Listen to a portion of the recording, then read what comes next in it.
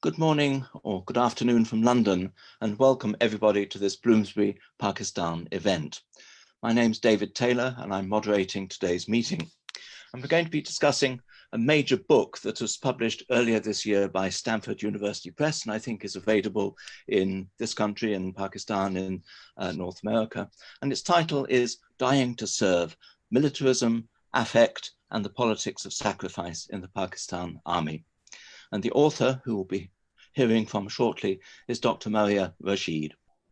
And the book, which I've read with great interest, is innovative in many different ways, and I'm sure is going to be cited and read for many years. Based on Maria's extended ethnographic work in Chakwal district in the Punjab, the book seems to me notable for its focus on the soldier, officer, understanding the subject and family is created by the military through various technologies of power. And I'm sure we're going to hear more about that in a little while.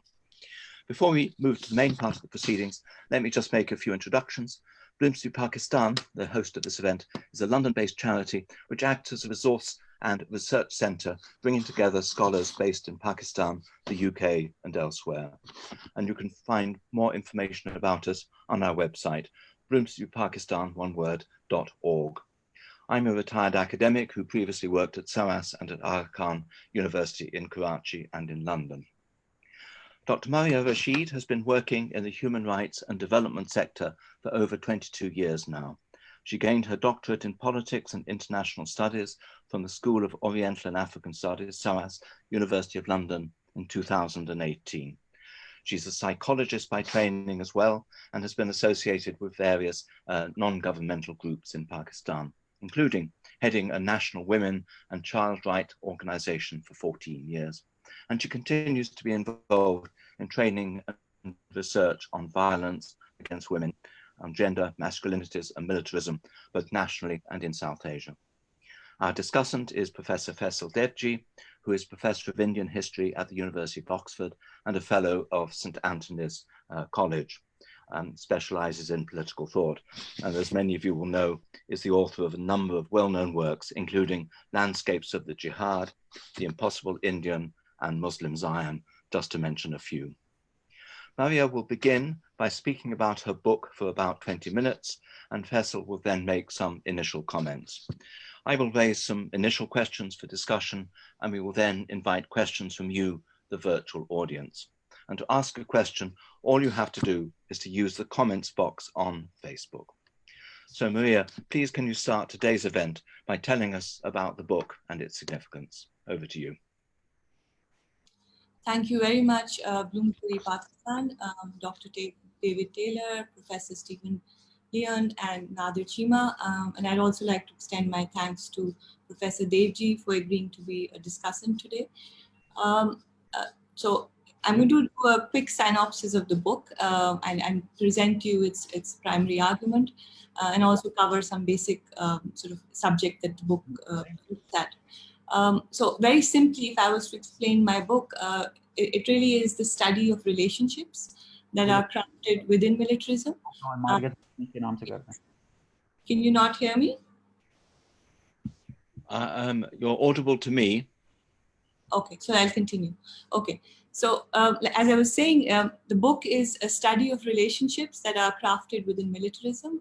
And foremost, it's an examination of the affective relationships that are formed between the soldiers and their families, and the institution of the military.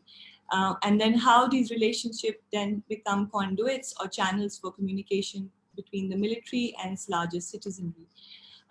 My book, as Dr. Taylor spoke about, is based on an ethnographic research and in-depth interviews in the district of Chakwal. And those of you who are students of colonial history or interested in it would remember that Chakwal used to be part of erstwhile Jhelum, which was a martial district and was responsible for providing much of the Muslim labor force for World War I and World War II. My ethnography is also based in ceremonies of the military, its recruitment centers, and its training centers. And the book itself is then organized into ethnographic scenarios which look at various aspects of this relationship. So I start with the grand commemorative ceremonies which the Pakistan military holds. I then go on to talk about the rural terrains from where these soldiers are drawn, and I trace the post-colonial trajectory of the Pakistan Army recruitment policies and the politics around it. I also look at how the soldier is trained and disciplined within the military and how that involves a fair amount of affective regulation. And I then do an ethnographic exploration of death of a soldier and how it's received within the rural landscape and the practices and rituals of mourning around that. I also look at monetized aspects of military compensation. And I look at disablement in war. And then one of my chapters also looks at religion and how it's located in the making of the soldier and the contestations that arise within rural spaces where the labor force of the military is drawn around this idea of the Muslim enemy versus its more acceptable, the Hindu enemy, which we have been trained to fight against. So what I'm going to do with the time that's allotted to me is set up my primary argument, which is very simply, it is that affect is implicated in militarism and its use as a technology of rule by the military.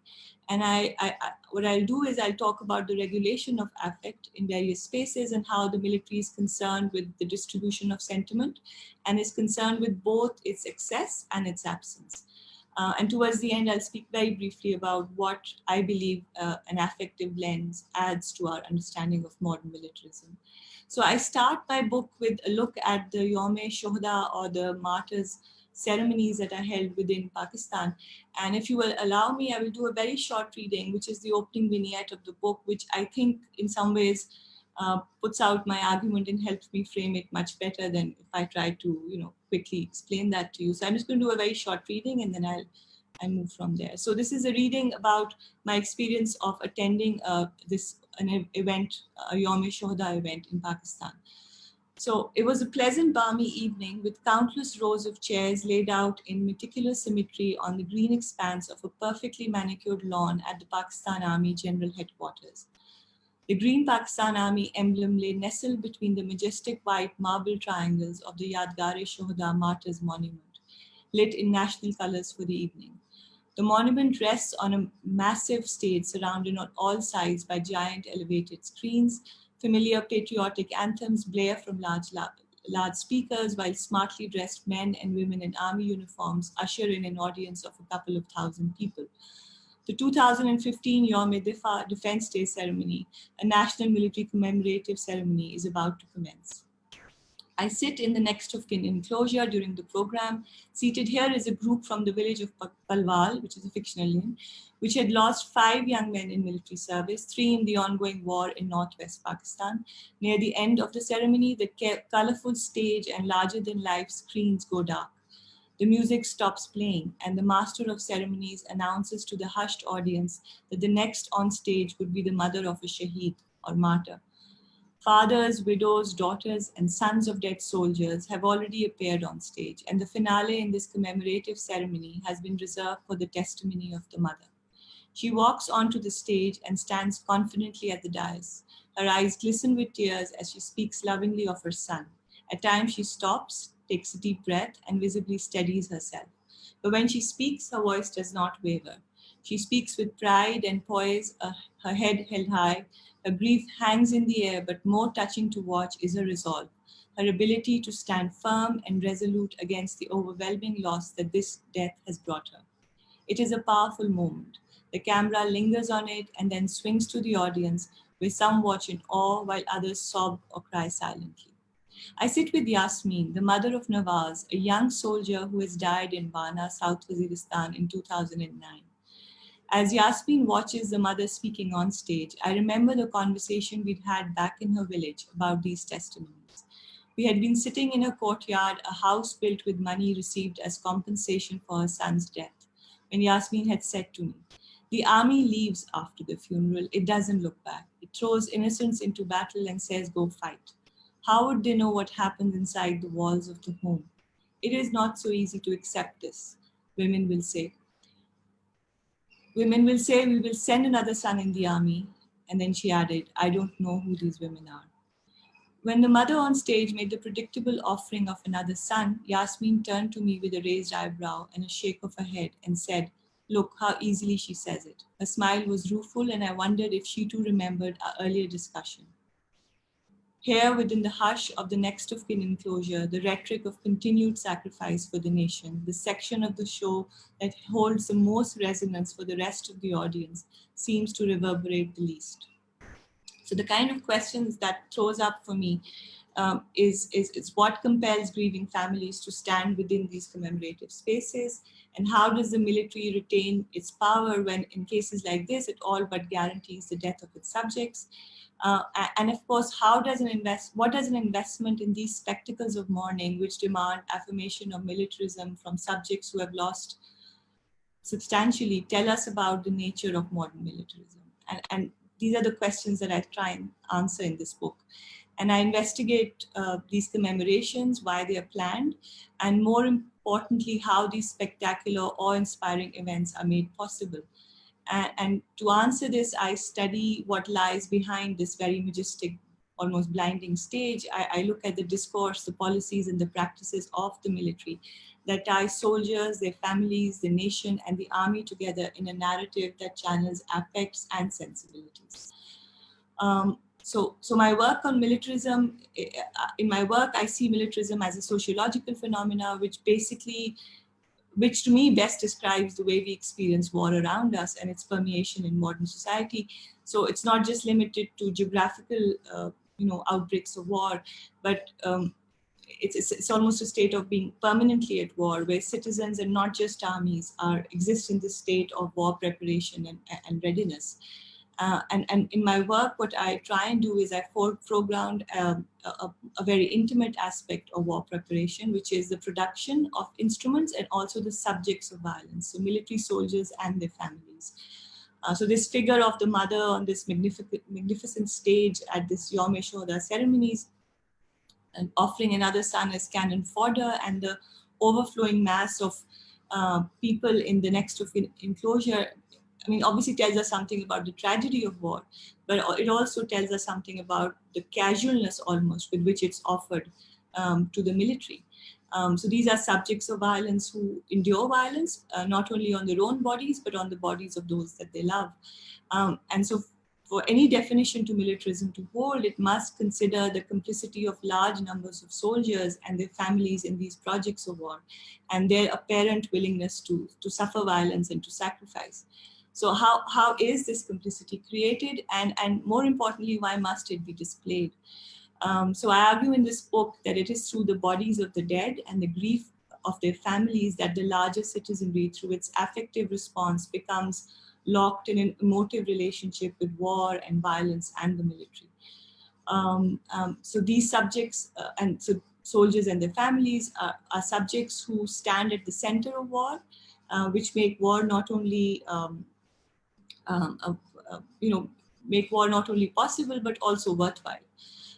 So grief then becomes a symbolic capital which is at the disposal of the military and remains central to how these narratives of sacrifice and service, I contend, are kept alive by the Pakistani state. I also explore grief and the regulation of grief in the local spaces of villages, for example. And here the focus is opposite to what I've just described, where the focus is not so much to display grief, but it is to contain it. So these are very raw and personal and very private moments. And this raw grief is then managed by the military through its systems and protocols. So in terms of what practices of mourning are allowed and which are not considered appropriate. And so I talk about that at length. And then at some point, of course, the army will leave and the trucks will leave. And then, and that's when something more interesting happens, and when grief begins to shift somewhat in the sense that there are more slippages that you can see in this narrative of service and sacrifice that have been visible before. And I don't suggest that these variances in the script of willing sacrifice is a dichotomy between the public and the private, because I think that would be a very simplistic explanation. And what I felt and what I observed was that these slippages are more pronounced in the private realm, but they seem to sit very comfortably almost alongside military scripts, so allowing for a lacing together of both critical and status narratives.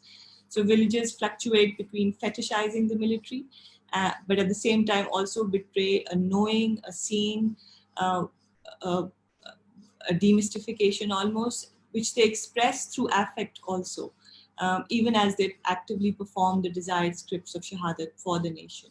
So for example, family members will talk of regret and guilt, and I term these affective residues that haunt these subjects. So regret about their inability to save their child from a violent death, which was probably preventable and predictable in some ways, and their own guilt at their own insistence that he should go into military service. And this is important to recognize that these are areas which have invested generationally in the military, and this is a source of livelihood and coveted one.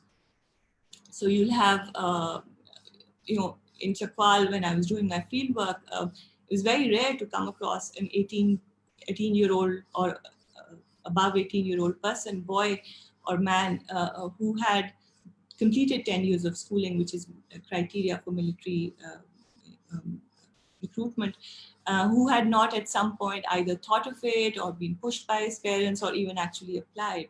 So it's very much something that the parents want their children to do.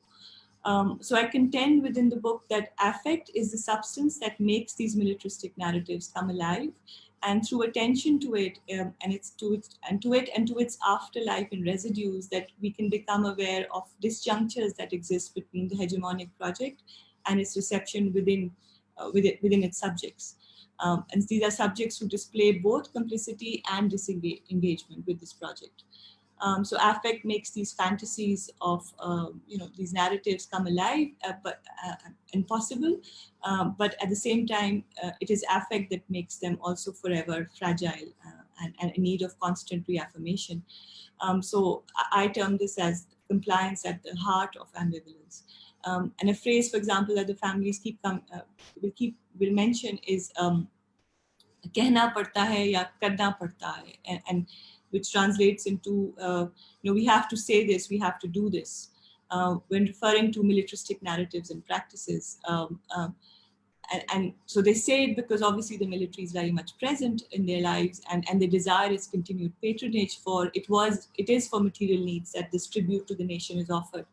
But they also say it because otherwise the son's death would be futile and the grief would be too great to make sense of without this frame of religion or nation or glory. But most importantly, they say it also because they need to say it to avoid the realization and the guilt that the risk may be taken. The risk that was taken was perhaps too great. So I'll just take a couple of minutes to conclude. So as I said, what does an analytical lens using affect and contribute to our understanding of militarism?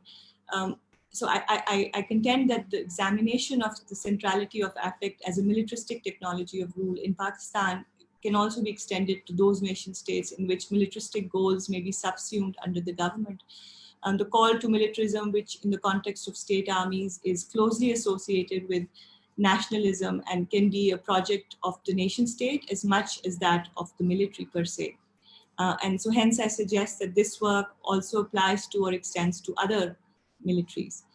I also believe that a look at the experiences and the motivations of foot soldiers, those who die and those who let their loved ones die, opens up more intimate and perhaps more obscure avenues through which to study the militarism project.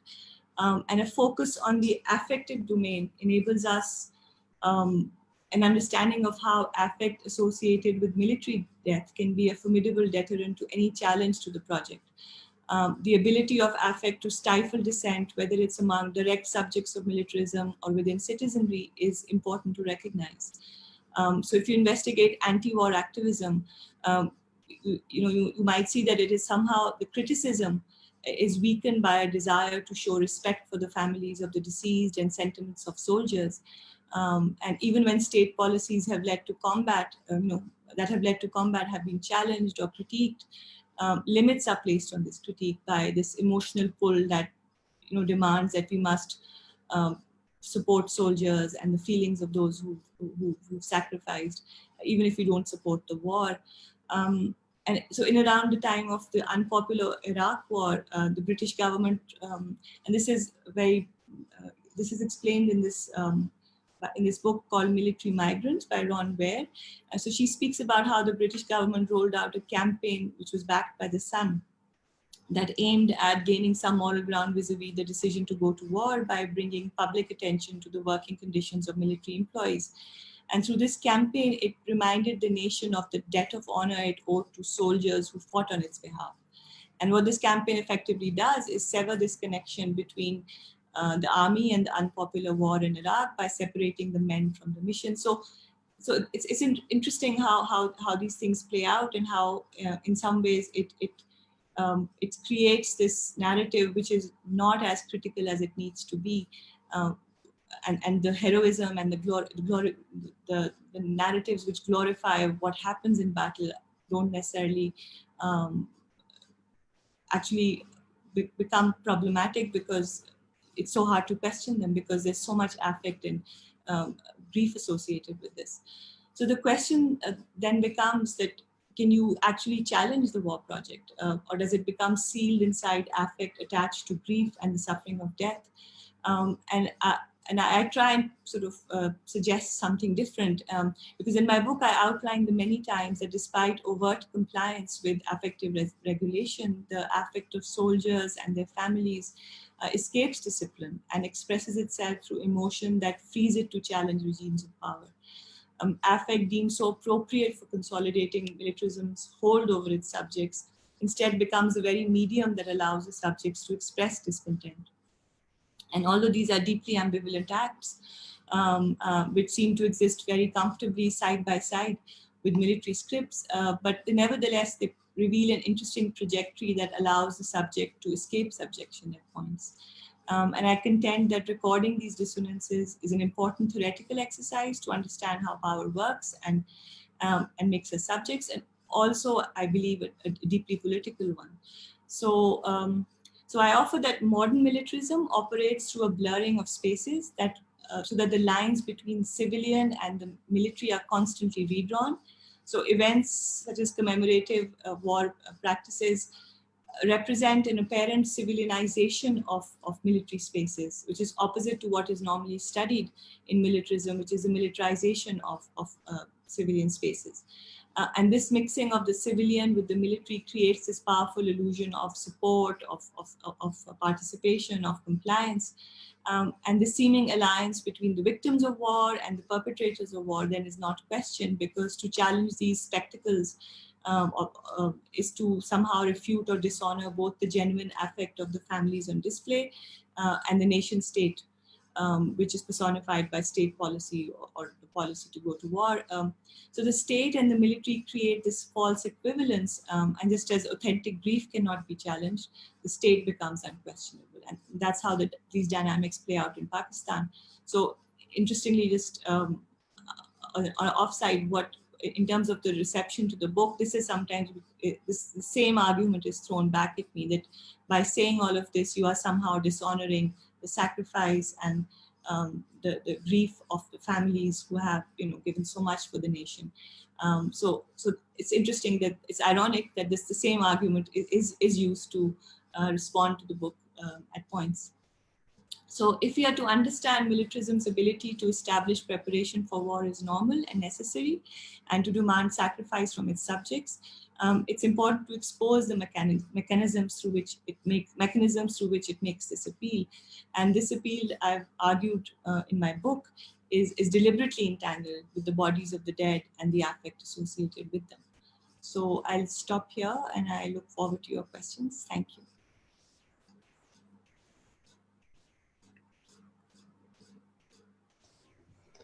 Thanks very much, Maria. I really enjoyed reading this book. It is, I think, the first ethnography of militarism and indeed of the Pakistani army that I know of. And when I think of other books on this subject or on subjects which are closely associated, we have, of course, Aisha Siddiqa's book, Military Inc., which views the army as an economic actor, which gives you a completely different perspective Carberry Berg Robinson's book on the jihadi tanzims in Kashmir fascinating, and the relationship with the army, the sort of official branch of the Pakistani defense, and of course older books which you have mentioned, the Garrison State, etc. So I'd like to begin my comments by picking on what you just said about the blurring of civilian and military, but rather than thinking about civilian in terms of the parents and the families and the widows of fallen soldiers, I want to think about civilian in terms of militancy. So you point out, Maria, in your book, that the shift from a logic or an ideology dominated by defense, the defense of the country, to one dominated by martyrdom, occurs during the War on Terror, and it occurs because the Pakistani army now has to fight an enemy which is within and which is also Muslim. Not only is it Muslim, it takes on the name and the cause of Islam for itself. So it can no longer be defined and excised in ethnic terms as Pakhtuns or Baluchis or, of course, in 1971, Bengalis were. So there's something deeply threatening about the fact that your enemy is now not only an internal enemy, but it is an enemy that takes on the name of Islam itself. The fact that martyrdom is the figure taken from the world of the enemy and institutionalized by the Pakistan Army, I think is fascinating in its own right. It suggests that there's an appropriation of martyrdom as a militant category in redefining what the army is doing and what the ideology expressed by the army looks like. And I was wondering whether we can actually move further than this, whether the, as we have seen in the War on Terror with the US Army itself, for instance, when facing an unconventional enemy, when facing unconventional warfare, its form of discipline necessarily breaks down in places or it fragments. And what you have told us is that there is an ideological shift, that the figure of martyrdom is taken from the enemy and institutionalized at the very heart of the Pakistani army and its culture. But I wonder whether there is something more that's going on. And it might be interesting to hear how the stories that you got when speaking with people who had returned from the war in the tribal areas, for instance, whether the breakdown of old-fashioned military discipline can be espied in those kinds of narratives. So having said that, I just want to shift to the implications of moving from a Hindu to a Muslim enemy. Right? This shift, of course, tells you how attenuated the Hindu enemy might be, not least because Hindus in Pakistan are not visible enough for population to serve as a kind of internal threat in the way that Muslims might do for India, where they can be associated with Pakistan, with the enemy nation. This really is not so possible with Hindus in Pakistan. And so the search for an internal enemy revolves in a kind of, or evolves in a different direction. And the direction that it evolves into, I would like to suggest from your argument, is that of civil war. And you gesture towards this many times in your book, in the way, for instance, in which the families you're speaking to in Chakwal distinguish between the Watan Ka Shaheed, the martyr for the nation or for the homeland, and the Mazhab Ka Shaheed, the martyr for religion. And the martyr for religion, you tell us, is in fact the militant, the figure who fights the Pakistani army.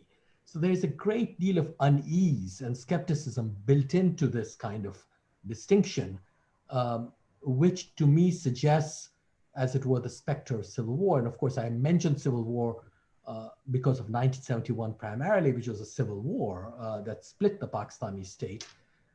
But more than this, to to 1947 itself, because just before partition and even during the partition violence, you will be aware that the violence was often by Iqbal himself and indeed by Gandhi in India described as, in effect, a civil war, the presence of a civil war. And it made me wonder whether the army's obsession with the Hindu enemy is so obsessive precisely because, if you will, the real fear lies elsewhere, which is not to say that India is not a real threat to Pakistan, it certainly is, but that it is very difficult to locate the Hindu enemy because it is no longer an internal enemy, because your new enemy happens to be Islamic, and because the fear of civil war, which has split your state already not so long ago, sort of looms as a kind of spectral presence. And so it'd be interesting to hear from you, Maria, about what you think about this possibility, that what is behind, at some level, both the whipping up of the Hindu enemy as a site of fear or a site of threat, and also the uneasy dealing with the Muslim enemy inside, is in fact civil war as a category. And I mention this because Pakistan, might indeed be seen as the site of the emergence of civil war as a new kind of global logic. Because when you think about it, anti-colonialism or post-colonialism emerges in South Asia with 1947, of course, the emergence of the first two post-colonial states, in fact, that emerge out of the British Empire. But it also dies there because in 1971, with the Pakistani Civil War, what you have is the emergence of Bangladesh as a state that is not a post-colonial state. It is a state that emerges out of a civil war against a post-colonial state. So I read 71 as the end of the logic of post-colonialism. The Bangladeshi nationalist narrative has very little to do with imperialism. It has everything to do with its resistance to the post-colonial state. So what you see in Pakistan is the emergence of post-colonialism on the one hand, and its decline or death on the other. And its death signals the emergence of civil war as a new kind of global category. Global because it is now through civil wars within post-colonial states that new states tend to emerge in many parts of the world. So I think civil war is crucial not only as a South Asian category, but as a global one, which has its as a point of emergence in South Asia. Now, you will, I'm sure you heard the speech just a couple of days ago by the deposed Prime Minister Nawaz Sharif, speaking from London. And he referred to the army as not a state within a state, but as a state above the state. Now, when I heard his speech, I thought of your book, Maria, because of course, your contention is that the army is not a state at all. It is a kinship group. And it is a new kind of kinship group because it has achieved some form of ethnic integration. It no longer divides its regiments by ethnicity. You point out that this is due to the fact of the Civil War in 1971, that they no longer want to divide up their people ethnically, but also because, unlike the colonial Indian army, this army no longer relies upon middlemen, so it doesn't need notables to support it, nor does it actually rely upon any reference to loyalty to the state, to the sarkar, as you write, but only to itself. So it's an entirely tautological operation in which the Jawan's loyalty is the loyalty to the army itself. There is no loyalty to anything beyond that. And the state, the civilian state, is hardly present, as you point out, in the rituals you describe, or it's present in a subordinate capacity. Now, I would like to ask you whether this really fruitful line of investigation about the army as a kinship group might not be better thought of in terms of caste. we often in Pakistan and India both think about the evils of kinship in terms of dynastic rule, right? So there's dynasty. Political parties are seen as dynastic. But what you've done is actually shifted that view and allowed us to think of the army itself as a kinship group. Maybe dynasty is not the appropriate term. Maybe kinship and even caste is a more convincing and plausible way of thinking of the way in which nepotism and, if you will, this kind of tautological referentiality that I described works in an institution like the army. So is caste perhaps not the invisible social truth that the army represents? And caste, of course, as far as I can tell, is increasingly important in general in Pakistani society. You read analyses of the way in which dishes and drinking vessels are reserved for certain groups and not for others. Very often, it is Christians who are seen as being low-caste converts who are given separate dishes or who are discriminated on the basis of caste. But of course, the term caste can never be used, or it can only be invoked as biradari, as a kinship group, when deciding marriages and alliances, etc. But I wonder if caste is actually an important point here, that what you're seeing is the takeover of the army as a form of caste loyalty and caste relationship, precisely because old-fashioned ethnic identities have been subordinated to it. So it's no longer the case that someone will go and fight in order to glorify their own caste, as was the case in the British Indian Army, perhaps. And to end finally, you say something very interesting about the Army's new patriarchy. You point out, for instance, Maria, that the way in which the Army supports the families of its martyrs, of the men who have died in its service, that mode of support actually militates against the tradition of patriarchy in these areas like Chakwal, right? And indeed, it militates against Islamic norms as well, because what you tell us is that the army foregrounds the widow and the mother. So women are foregrounded, and the monies and emoluments that are given families are given into the keeping of women and not into the keeping of men, which is, of course, entirely against any Islamic fashion of inheritance. And the reason that the army gives for this subversion is that these emoluments are in fact gifts. They are not inheritances.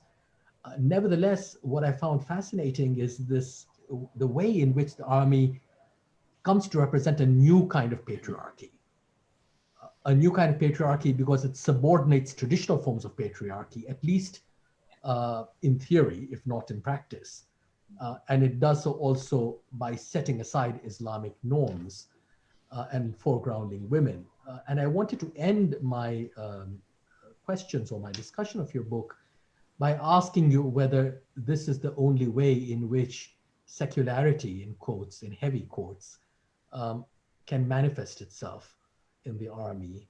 And if so, whether it is this form of neo-patriarchy and discipline that allows the army to, as it were, maintain its autonomy and its integrity, rather than anything else that has conventionally been said to do so, whether it is its control over the economy or its control over the monopoly of force and all the rest. So I'll stop here and thank you again for a really very interesting and novel argument. Well, thank you very much to both of our speakers. Very clear exposition, a very clear set of interesting questions. Just before we go on to ask Maria to respond to Faisal, can I just ask one point for clarification, maybe shared by some other participants? The term affect is a technical term that psychologists use. Is it appropriate for us to substitute emotion, or is there something more important that we need to get when we use the term affect?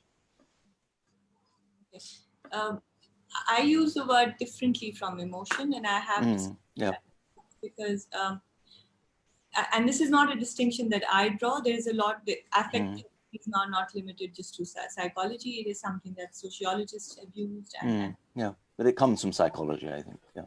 So, so emotion is a more almost, if you were to build a hierarchy of feelings and passions and sentiments, emotion would be somewhere. Affect is much deeper. Affect is almost experienced in the body. Affect is not necessarily something which is fixed on an external object.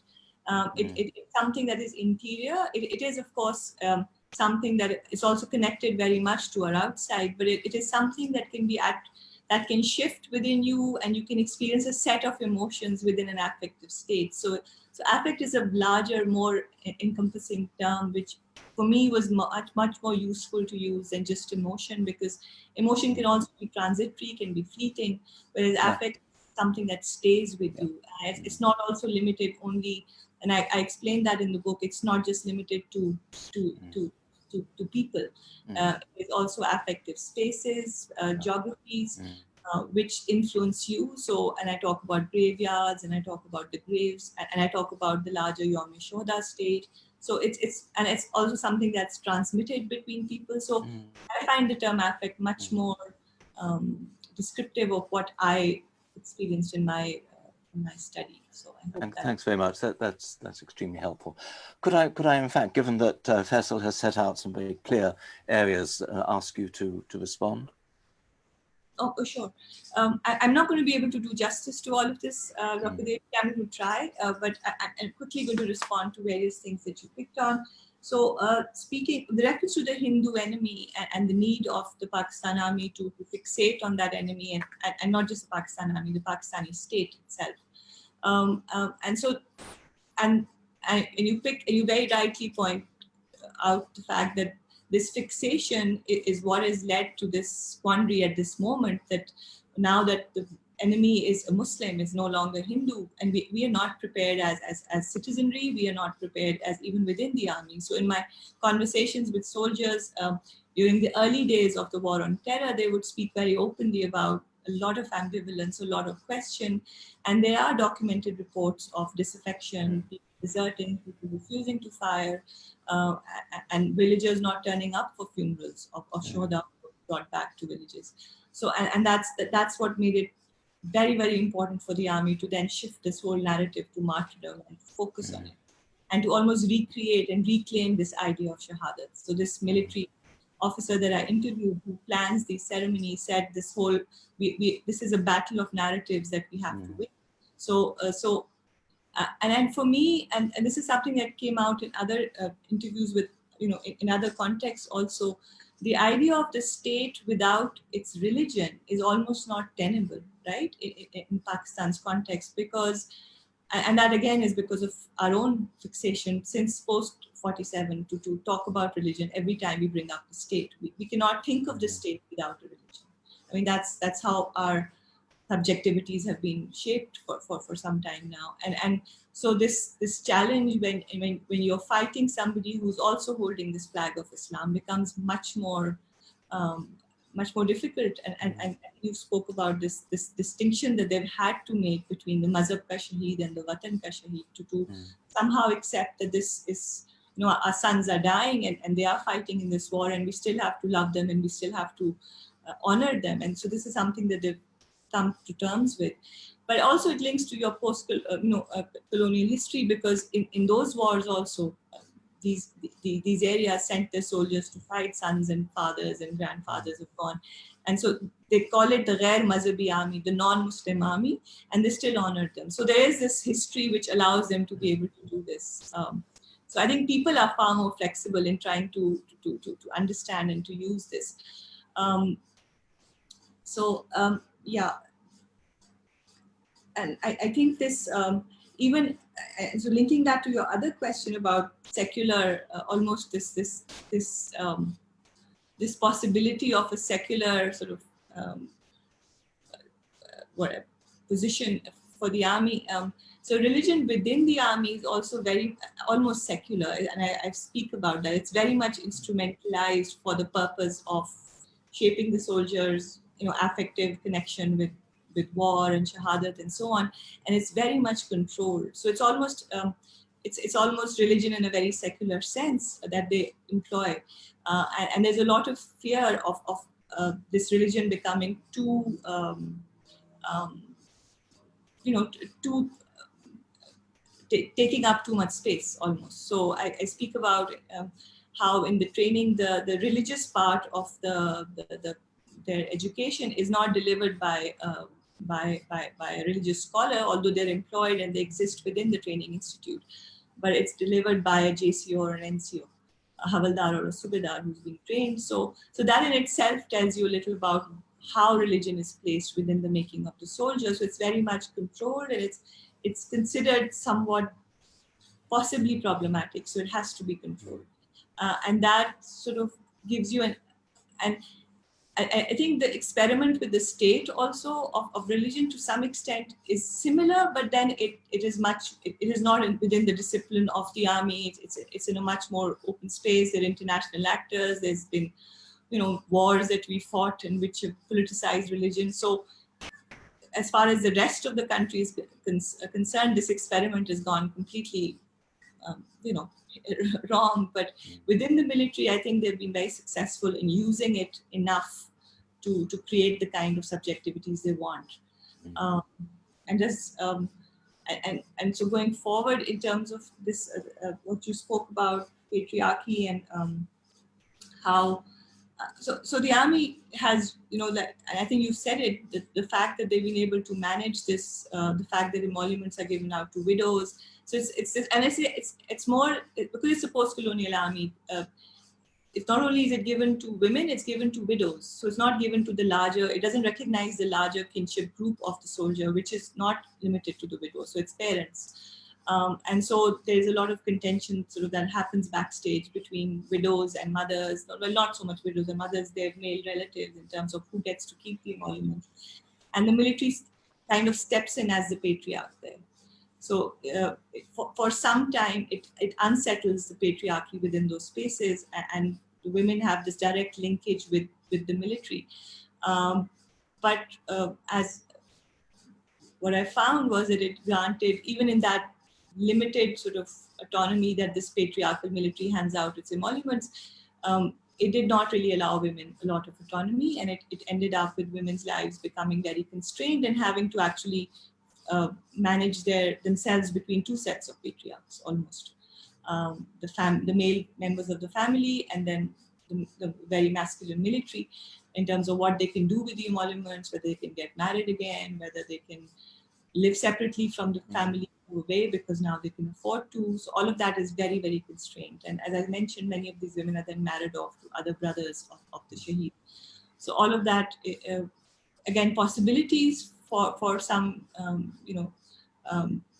some autonomy for women, but it does not play out that way. And I think that's somewhere inherent in the policy itself. So it is still a very patriarchal way of supporting women. It doesn't give them the rights over certain properties. Often the rights it depends on how old you are, whether you're young, how many children you are, and so on. So all of those factors come into play. So I'm not very optimistic about this being something that really supports women. The kinship group question and caste versus ethnicity, I would like, I need to think more about that, because in the army, what I found was that, interestingly, even when it comes to differences between Shia Sunnis, right? There's army disciplining is very, very intense. And it does call for trying to and it doesn't let other identities appear within its very, very strict regimes of discipline. So when I spoke to, say, Shia soldiers and then Sunni soldiers, I would bring up these identities and I would question them, but they seem to not. In fact, some of them said to me is that we are Shia here, but once we move into that military space, we stop being Shia. We are brothers. So it kind of creates this space where, it insists upon that. That there are no distinctions. So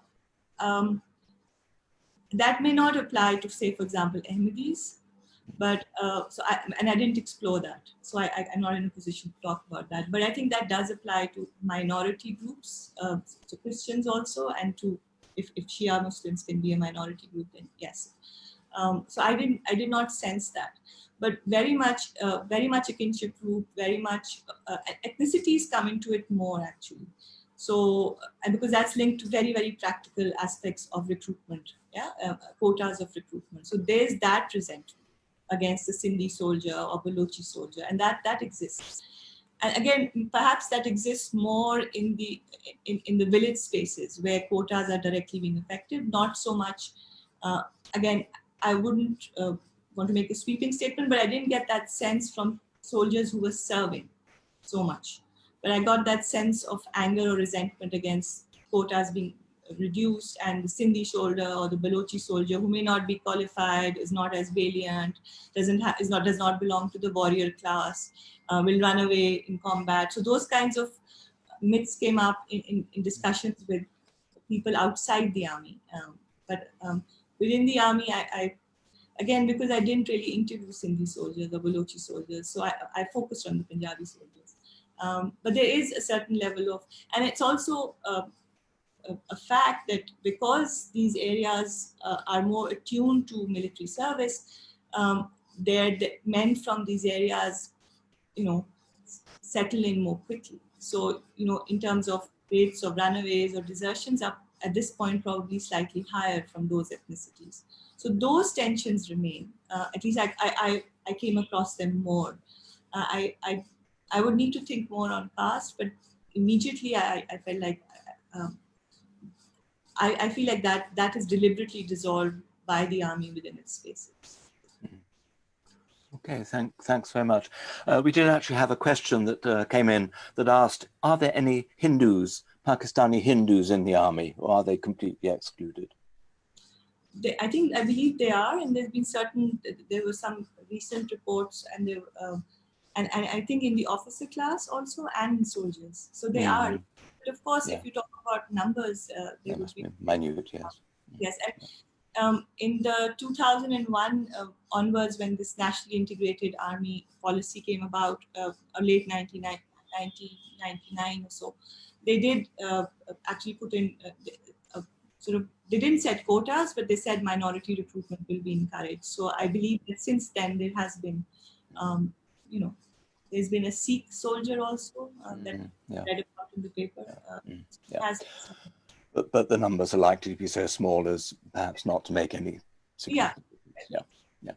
Okay, we haven't got a huge amount of time, and we've had a number of very interesting questions. I'm not sure we're going to be able to get to them all. Faisal, I'll come to you at the end, if I may, just to get your final thoughts. So the first question from Pratik Joshi: how is the affect narrative different from previous such events or narratives, considering that the army and ISPR have been extremely active in glamorizing sacrifice through such ceremonies, songs, films, etc.? And he also asks, is it possible to get any insight on the impact of aggressive pro-TTP statements by Jamaat-e Islami on people's decisions to opt for the army or not? So, as you rightly pointed out, there has been strategic investment in this narrative.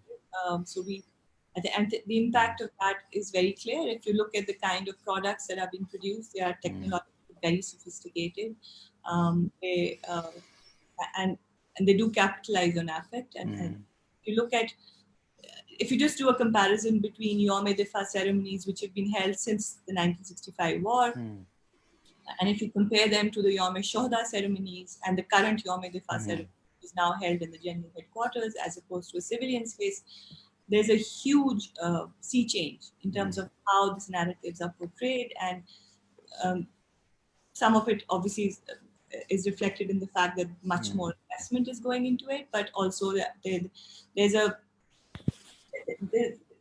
strong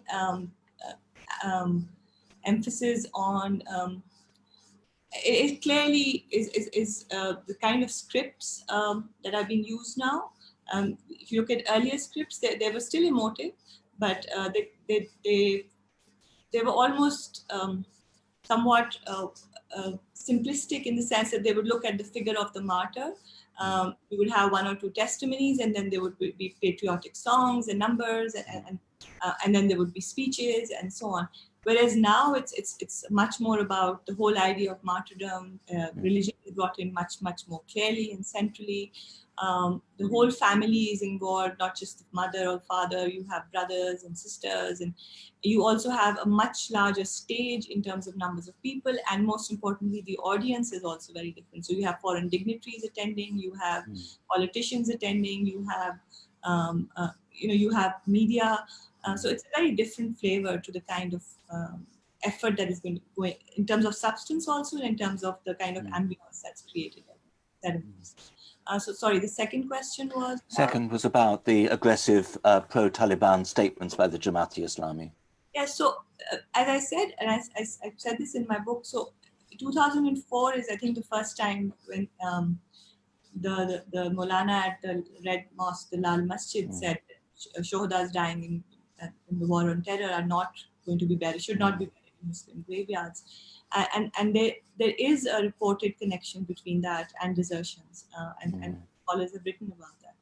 And there are reports on that. There are also reports on also recruitment issues to some extent. But again, realistically speaking, we are talking about a service which is coveted, which is is in certain areas it is the only source of livelihood. So the Pakistan Army is never going to run out of. Yes, I don't think it actually had any real impact on any long-term impact. Yeah, thank you. Especially within more entrenched areas. Perhaps in other areas, maybe yes. I'd love to ask questions about the way that the army and the conflicts are portrayed in film, thinking of the way that this happens in Bollywood, but we don't have time. There's a very interesting question from Amber Dar. She says, "Thank you for the very interesting discussion. I'm interested in hearing from Maria whether the army, cleaving itself with deeply felt grief at the very core of human relationships, is a source of sustaining legitimacy for itself.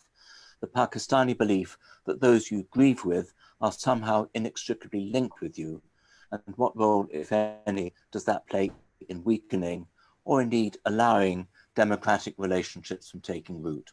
So the fulfilled promise of heaven via Shahadat becomes greater than any promise of development or well-being that a political party may offer." So I think we're back again to the field of affect. But if you wanted a very simple answer to this, I would say yes. I think yes, it's a very powerful card that the army has, and it knows it. You only have to watch those performances to understand what I'm speaking about. So these are very, very powerful ceremonies, and the army will also, if in most of its in politicians' speeches and in speeches of senior army officers, the reference to sacrifice, soldiers who died for the cause, soldiers who died and now you are safe because of these soldiers, and the idea of it's something that comes up repeatedly. So yes, I do believe that this is something that the military deploys very, very carefully, and it is a narrative that does appeal. Has strong appeal within its constituents, the public in Pakistan, and I think the fact that it has, through steady investment, been able to turn this narrative once again around to itself.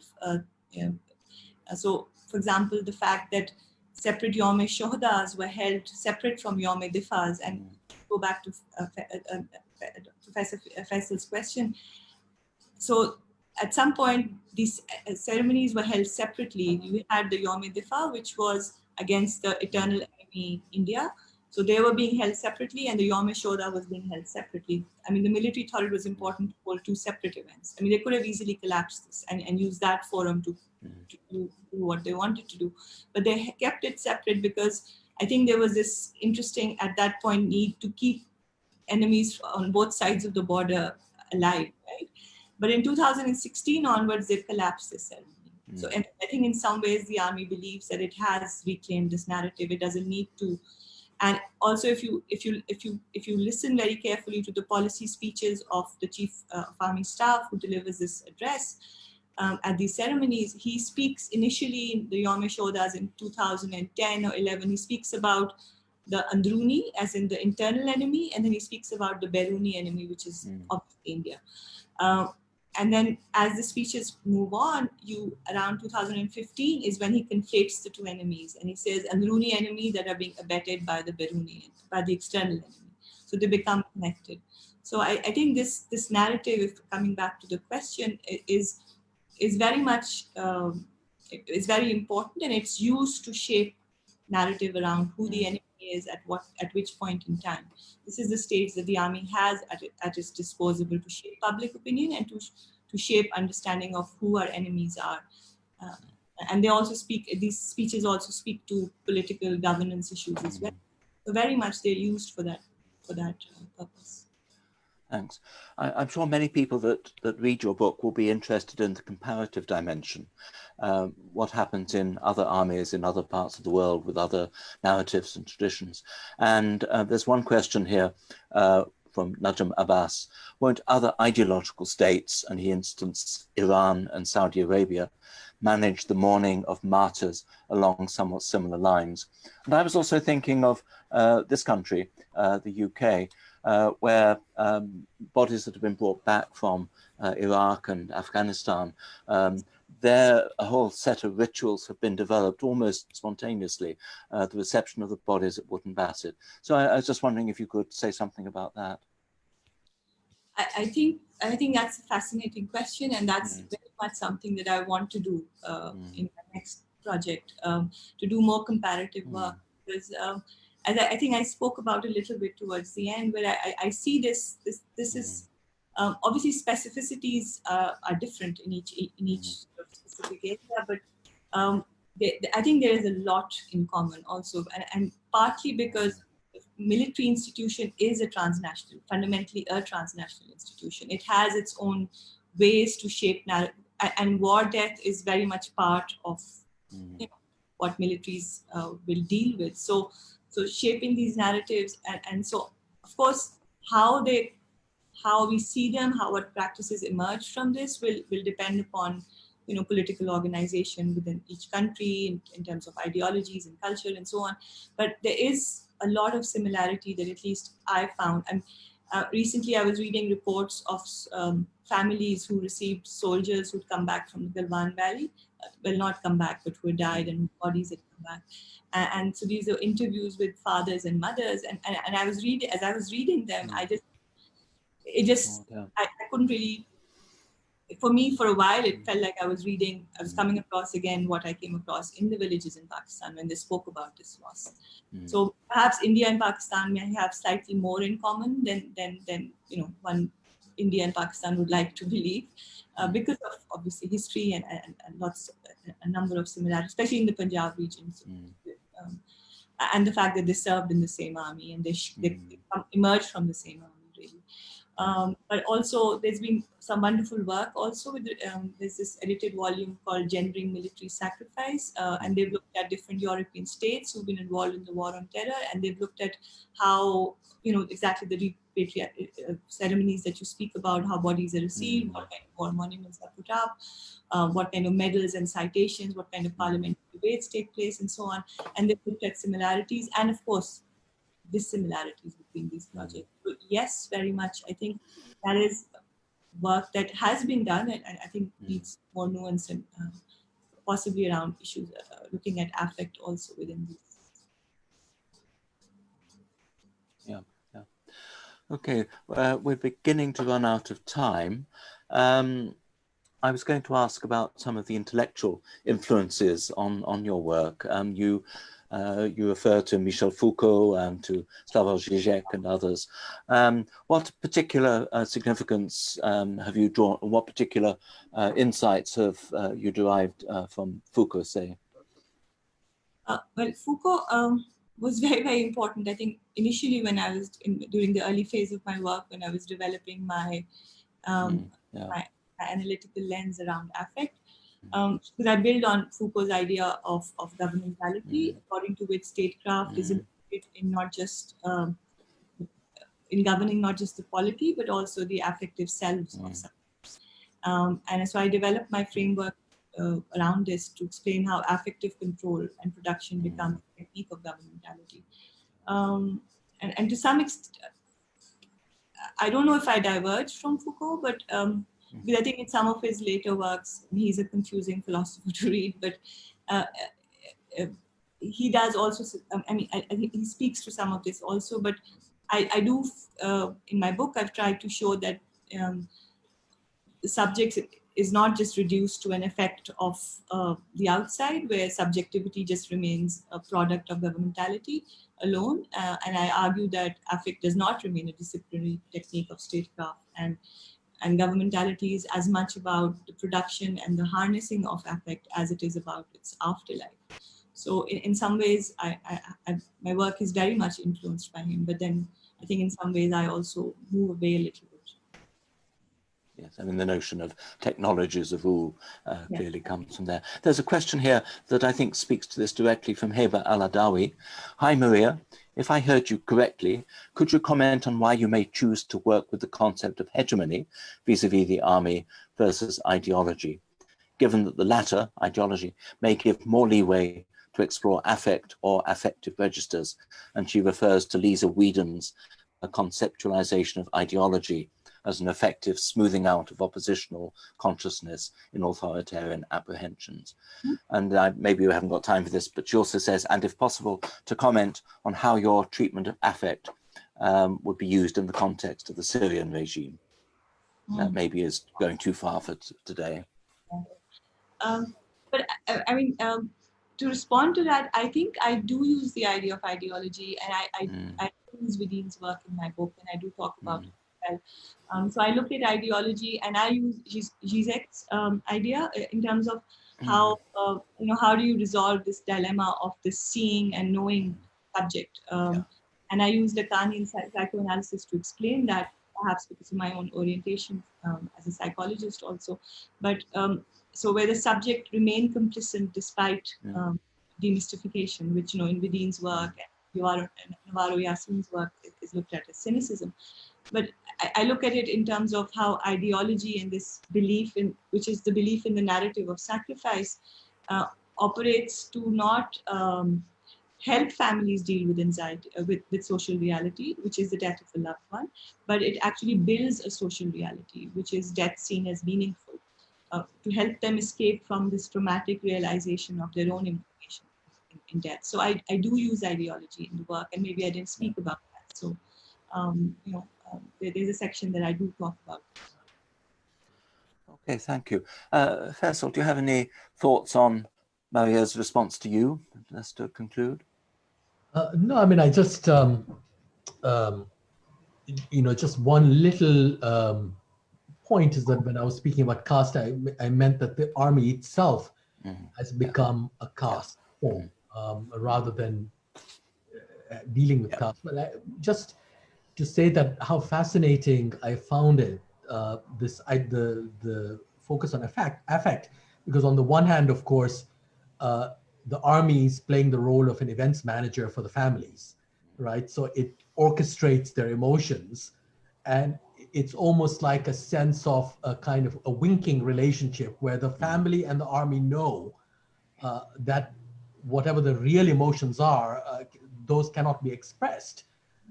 And the reliance on emoluments and payment and all the rest, those things can never be mentioned at these rituals. And so, if you will, a fake emotion, everything in quotation marks, is mounted. And yet for the soldiers themselves, Maria, when you describe them, when they actually go into battle, you interview army officers telling you, well, then they must really be sincere in their emotions. There, it is not a question of a rehearsed affect. But those emotions, which is, they yell Allahu Akbar and they run into battle, rush into battle, those actually are not controlled by the army. And that's the interesting thing. So, on the one hand, you have a kind of, if you will, in quotes, sincere, the sincerity of emotion that the army can only direct, but it can't really control. It doesn't own. And on the other hand, you have this elaborate orchestration of affect, which the army controls, and in which there is a kind of mutual recognition that what's, as it were, really going on, or what's going on at another stage can never be exhibited on this one. And I just wondered whether the fact that the Pakistani, like the Indian Army, has been since colonial times a volunteer army. It was never a conscript army, and there's not even a mythology of the citizen in arms. That everyone of fighting age will be drawn, unlike in Britain, for instance. So there is no history of a citizen army in these countries.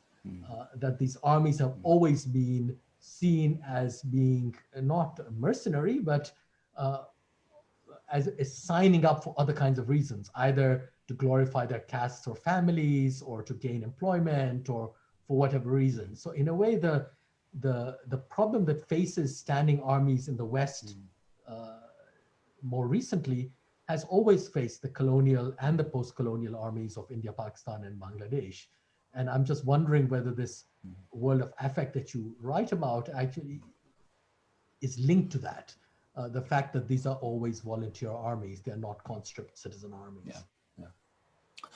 Okay, I think we will have to draw the discussion to a close now, because I know we could go on for a long time, and there were several questions, unfortunately, that we couldn't get to. I think anybody who reads Maria Rashid's book can't help but come away feeling, in a certain sense, unsettled. There are big questions here that will go on being asked, both about the army, about individual motivations, about the relationship between the individual and his family, the state, the way in which military force can be used or not used. So I will just end by encouraging everybody to, if they have a chance, to preferably buy the book, or certainly read it. And as I say, it will certainly go on being discussed for a long time. I'd like to thank everybody who's participated, Maria, Faisal, everybody who's asked questions, and we'll hopefully see you again at another event before too long. Thank you very much. Thank you.